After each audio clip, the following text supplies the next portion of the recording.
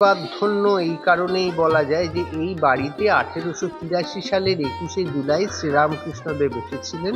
শ্রীরামকৃষ্ণদেব তখন যদুলাল মল্লিক হচ্ছেন এই বাড়ির গৃহকর্তা। যদুলাল মল্লিকের সঙ্গে শ্রীরামকৃষ্ণের প্রায় যাকে বলে একটা সখ্যতার সম্পর্ক ছিল।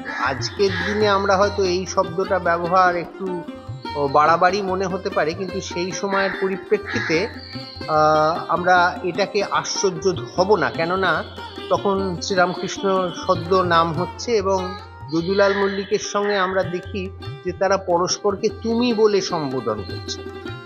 তো সেই হিসেবে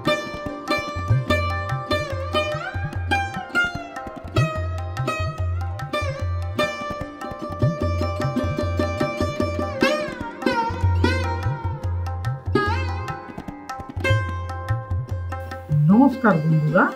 হ্যালো ফ্রেন্ডস। তো বন্ধুরা, আমার ইন্ট্রো আর এই কাজটা এখানে কাজ দেখে বুঝতে পারছেন আজকে আমরা কোথায় চলে এসেছি? হ্যাঁ, আশা করছি অনেকেই চিনতে পেরেছেন। আজ আর্টফুলাস আপনাদের শোনাবে উত্তর কলকাতার পাথুরিয়া ঘাটার এক বিখ্যাত পরিবারের কথা। আমরা আজ আসতে পেরেছি পাথুরিয়া ঘাটার যদুলাল মল্লিকের বাড়িতে। আমরা এই বাড়িতে আজকে কথা বলবো এই পরিবারের এক প্রজন্মের সাথে।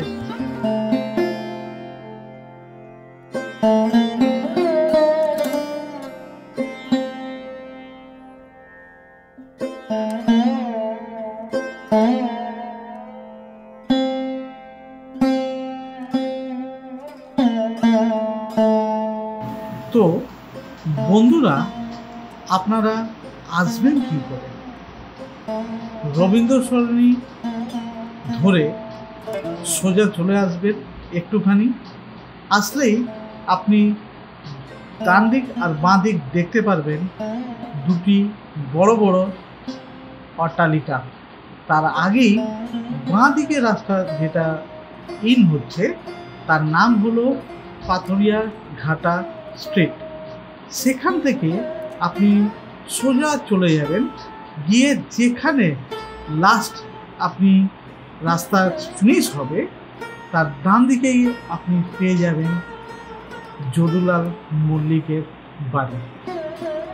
তাই আমরাও আজকে সকাল সকাল বেরিয়ে পড়েছিলাম, কারণ যদুলাল মল্লিকের বাড়িতে ভেতরে গেলে তার আগে সানরাইজের মধ্যে দেখাটা মনে হয় বেটার।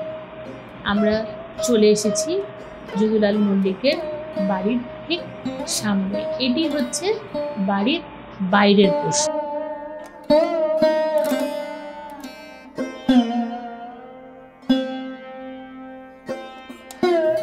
আমরা এবার চললাম এই অট্টালিকার ভেতরে।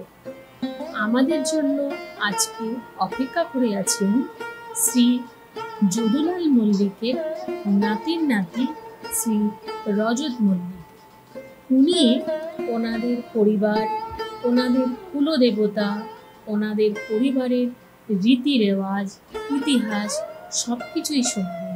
তো বন্ধুরা, সঙ্গে থাকুন, অনেক কিছু, অনেক সুন্দর, অনেক ইন্টারেস্টিং জিনিস জানতে পারবেন। নমস্কার। আজ আমরা খুবই গর্বিত, আমরা আসতে পেরেছি পাথুরিয়া ঘাটার বিখ্যাত যদুলাল মল্লিকের বাড়িতে। স্যার, আপনি একটু আপনাদের আমার বন্ধুদের সঙ্গে একটু পরিচয় করে নিন আপনার। আমার নাম রজত মল্লিক, আমি হচ্ছি যদুলাল মল্লিকের নাতির নাতি। তো আমি আজন্ম এই বাড়িতেই আছি। এই বাড়ির বয়স প্রায় 200 বছর। মানে আমাদের যে কুলদেবী হচ্ছেন সিংহবাহিনী, কিন্তু গৃহদেবতা হচ্ছেন রাধাকৃষ্ণ। সেই রাধাকৃষ্ণের প্রতিষ্ঠা হয়েছিল 1826 সালে, ওনার প্রতিষ্ঠা হয়েছিল। তো সেটাকেই আমরা মোটামুটি ভাবে আমাদের এই বাড়ির মানে শুরুটা ধরতে পারি।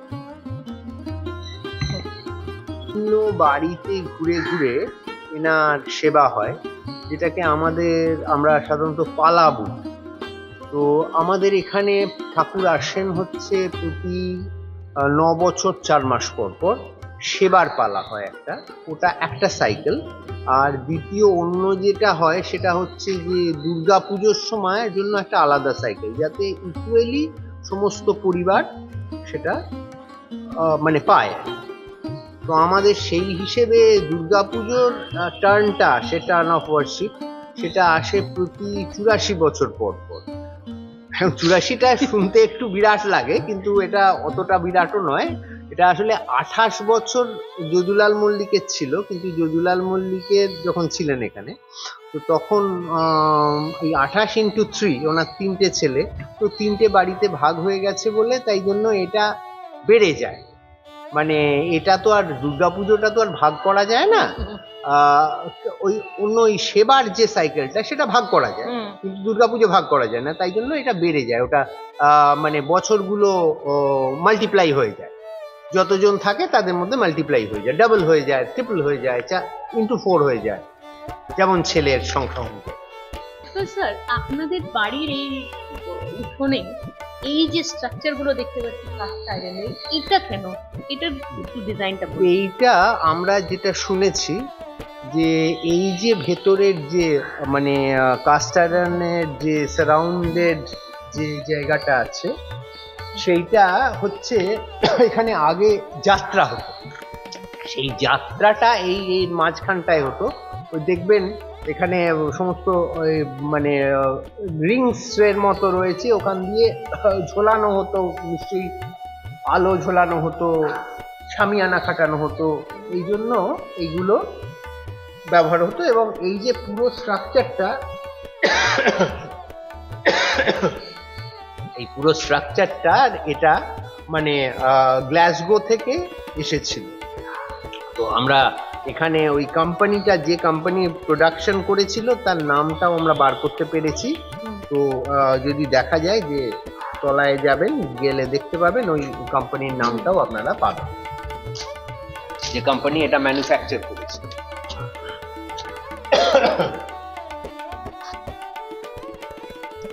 স্যার, এর স্পেশালিটি কি এতদিন ধরে কোনো রাস্টিং নেই?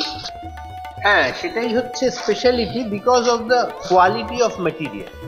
এইটার যে এইগুলো হচ্ছে এতটাই খুব ভালোভাবে মানে যেটা ম্যানুফ্যাকচার হয়েছিল তখনই এতটাই কোয়ালিটি রক্ষা করে হয়েছিল যে এটার কোনো রাস্টিং হয় না। সেই জন্যই ওপেন এয়ারে এই ধরনের যে স্ট্রাকচারগুলো আছে, শুধু আমাদের বাড়িতে বলে না, আরও অনেক জায়গায় আপনি পাবেন। তো বা যেগুলো ওই কাস্ট আয়রন ইউজ হয় আউটডোর পারপাসে, যে আউটডোরে থাকবে, যে যেখানে কোনো বৃষ্টি ঝড় বৃষ্টি রোদ যাই হোক তাতে রাস্টিংটা হবে না। সেই জন্য মানে এখনকার এত ভালো কোয়ালিটির কাস্ট আয়রন মনে হয় পাওয়া যায় না। গুগল ঘাটলেই দেখতে পাই আপনাদের বাড়ির মন্মথনাথ মল্লিকের সেই জেব্রা গাড়ির কথা, এটা একটু বলবেন?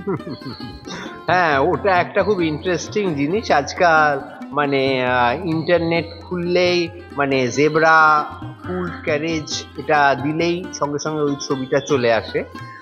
এটা গল্পটা হচ্ছে যে মন্মথনাথ মল্লিক হচ্ছেন যদুলাল মল্লিকের ছোট ছেলে, যিনি এই মানে আমাদের এই অংশটি পেয়েছিলেন। তো তার শখ ছিল ঘোড়াকে ট্রেনিং দেওয়ার এবং ঘোড়ার গাড়ি চালানো, উনি এটা শখ ছিল ওনার শহীদ কোচওয়ান যথেষ্ট ছিল, সেটা সত্ত্বেও উনি নিজেই চালাতে এবং ঘোড়াকে ট্রেনিং দিতে পছন্দ করতেন। তো ওনার হঠাৎ মনে হলো যে জেব্রা তো হচ্ছে মোটামুটি ঘোড়ারই মতো প্রাণী, তো তাকে কেন ট্রেনিং দেওয়া যায় না? নর্মাল কোর্সে জেব্রা ডোমেস্টিকেট করারটা হয় না, তাকে ঘোড়া মানে গাড়ি টানানোর মতো ট্রেনিং দেওয়াটা মানে খুব একটা পপুলার ছিল না, কেউ করেনি আগে। তো উনি সেটাকে একটা চ্যালেঞ্জ হিসেবে গ্রহণ করেছিলেন যে আমি ট্রেনিং দেবো। সেই কারণে উনি একজোড়া জেব্রা কিনেছিলেন চিড়িয়াখানা থেকে।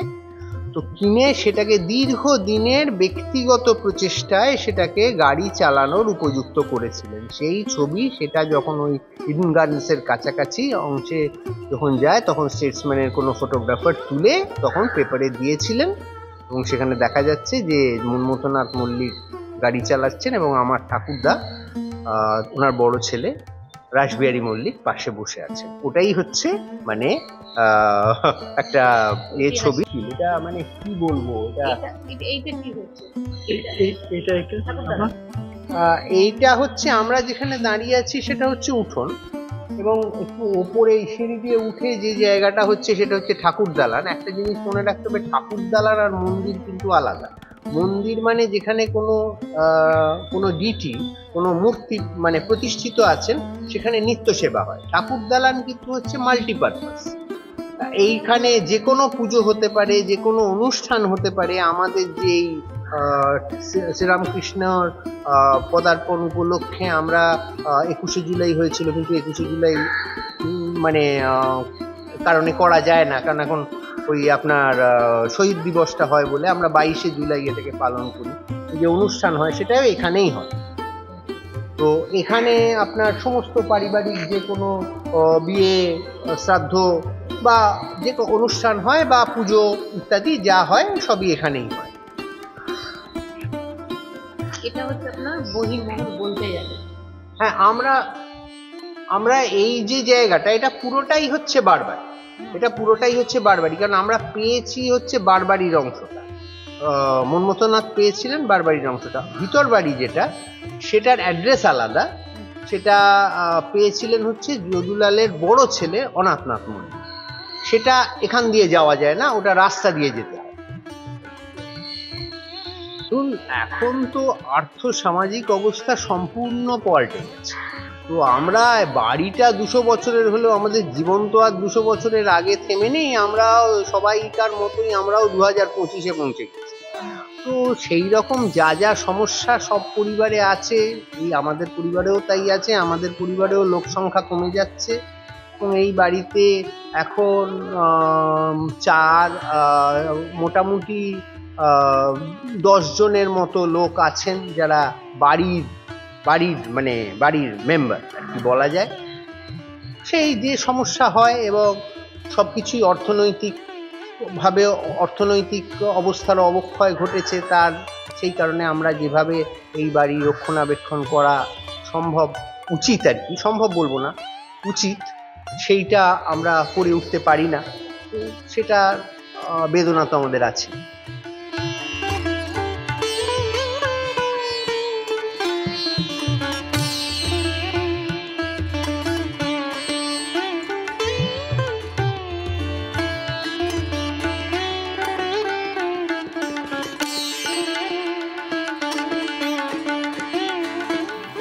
মিস্টার মল্লিক এত সুন্দর ব্যাখ্যা করেছেন, আমার মনে পড়ে যাচ্ছে হিস্ট্রি টিচারের।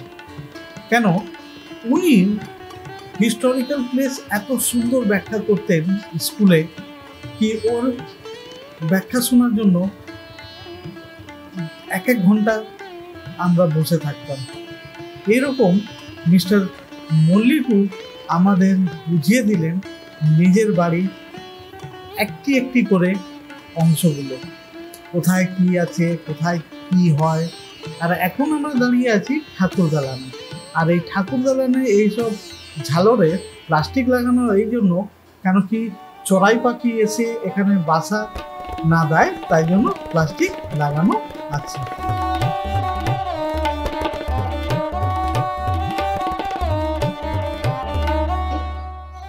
এনার সময় শ্রীরামকৃষ্ণদেব এই বাড়িতে এসেছিলেন এবং আমাদের সিংহবাহিনী দর্শন করে ভাব সমাধিস্থ হয়েছিলেন।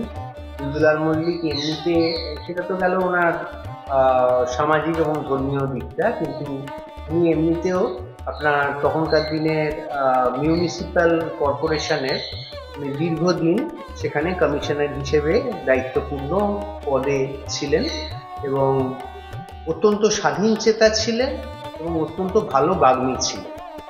এবং যদিও ব্রিটিশদের সঙ্গে ওনার যথেষ্ট বিদ্যতা ছিল, কিন্তু তা সত্ত্বেও তাদের কোনো বিষয় যেটা মনে করতেন এই দেশের জনগণের পক্ষে হিতকর নয় এবং তাদের স্বার্থ বিরোধী, সেই ব্যাপারে কখনো কথা বলতে ইতস্তত করতেন। শোনা যায় লর্ড ডাফলিন যখন ছিলেন তখন আমাদের গভর্নর হাউসে তখন একটা সভা হয়েছিল। তো তখন উনি যে সল্ট অ্যাক্ট তখন হয়েছে, সল্ট অ্যাক্টের ব্যাপারে উনি যেটা তুলে নেওয়ার জন্য বারবার উনি বলছিলেন। তো তখন বিরক্ত হয়ে লর্ড ডাফরিন বলেছিলেন, you owe some undue gratification from the public. তো উনি বলেছিলেন, that is not the practice of the eastern people, this is the practice of the westerners. তো এইরকম ওনার এটা ছিল। এবং কর্পোরেশনেও যখন উনি ছিলেন, ওনার মানে যখন জয়েন্ট ট্যাক্স মানে যেটা টেনেন্ট আর ল্যান্ডলর্ড, এইটা আগে ছিল যে টেনেন্টরা টেনেন্টদের ট্যাক্স দেবে আর ল্যান্ডলর্ডরা ল্যান্ডলর্ডদের ট্যাক্স দেবে।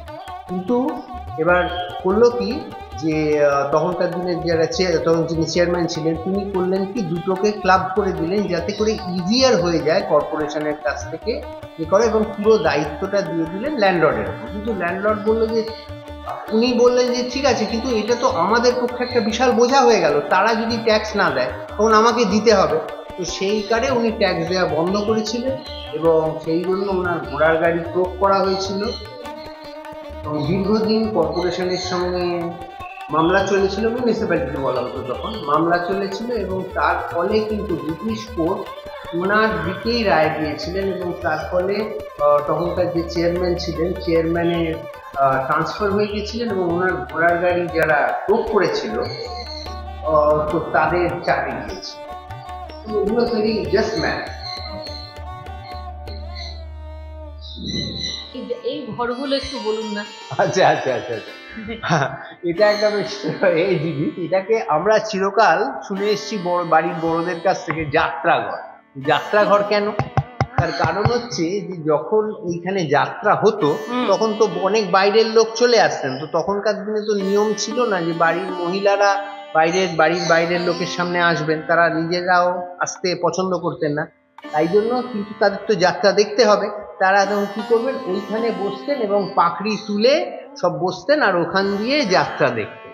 তাই জন্যই এই জায়গাটার নাম হয়ে গেছে যাত্রাঘর, এখন গোডাউন হিসেবে ব্যবহার হয়। তো যাত্রা হওয়ার সময় নিচটা ভরে যায়, আচ্ছা, লোকজন আসে, এবার বাড়ির লোকেরা এই অংশ থেকে ওই অংশে যাবে কি, তার জন্য এই রেস প্ল্যাটফর্মটা করা হয়েছে, মানে ব্রিজটা আর কি, ব্রিজটা করে যাতে করে এই পোর্শন থেকে ওই পোর্শনে যাওয়া যায়।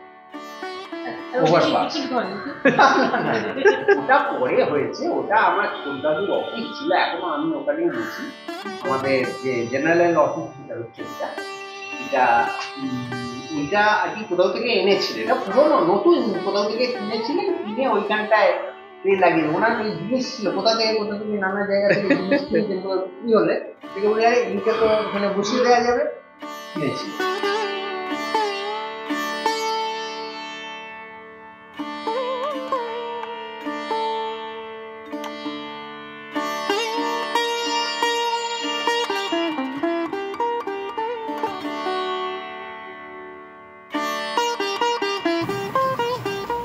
কত বড় রয়্যাল ফ্যামিলি ছিল এই যদুলাল মল্লিকের পরিবার, তাই না? কথাগুলো শুনে মনে হচ্ছে যেন ইতিহাস উনি চোখের সামনে আমাদের নিয়ে আসলেন। আর আমি আমাদের ফ্রেন্ডসদের বলছি, আমাদের কলকাতা শহরে তো এরকম অনেক হেরিটেজ বিল্ডিং রয়েছে, এক এক ইতিহাসের কারণে আজ জগৎ বিখ্যাত। তো এই বাড়িটিও তাই, এখানে শ্রীরামকৃষ্ণ এসেছেন, ওনার ভাব সমাধি হয়েছে।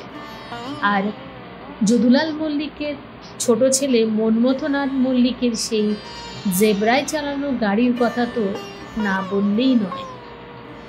তবে আমাদের উচিত, আমাদের প্রজন্মের উচিত এই হেরিটেজগুলোকে বাঁচিয়ে রাখা। দেখুন তো, এরকম হিটার কি আজকের যুগে আর দেখা যাবে? তবুও মল্লিক পরিবার একে রেস্টোর করেছেন, একে ধরে রেখেছেন। হ্যাঁ সত্যি। তো বন্ধুরা, এই ভিডিওটি আপনাদের কেমন লাগলো একবার কমেন্টে এসে জানাবেন। আর যে বন্ধুরা এখনো অবধি আমার চ্যানেলটি সাবস্ক্রাইব করেনি তারা তাড়াতাড়ি চ্যানেলটি সাবস্ক্রাইব করে নিন আর বেল আইকন টিপতে ভুলবেন না।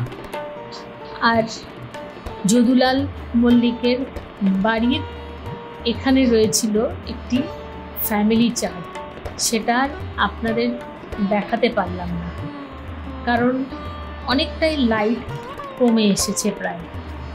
এবার আমাদের সময় হয়েছে বেরিয়ে যাওয়া। বেরোনোর আগে ধন্যবাদ জানাই মিস্টার রজত মল্লিককে। উনি ওনার মূল্যবান সময় এতটা টাইম আমাদের সঙ্গে কাটালেন আর এক একটি জিনিস উনি দেখালেন আর বললেন। আমরা বেরিয়ে পড়লাম যদুলাল মল্লিকের বাড়ি থেকে। এরপরে আমরা যাব কলকাতার আরেকটি ঐতিহাসিক বাড়িতে। কি বন্ধুরা বলতে পারবেন? এই যদুলাল মল্লিকের বাড়ির কাছেই আরেকটি কিন্তু ঐতিহাসিক বিল্ডিং আছে। কমেন্ট বক্সে এসে জানান, আমরা জানতে চাই যে আপনারা ঠিক আমাদের বলে দেবেন। যারা জানেন অবশ্যই কমেন্ট বক্সে এসে জানাবেন। আর ভিডিওটি ভালো লাগলে একটি লাইক অবশ্যই করবেন। আজকের মতো এইটুকুই, দেখা হবে আগামী এপিসোডে। Bye bye.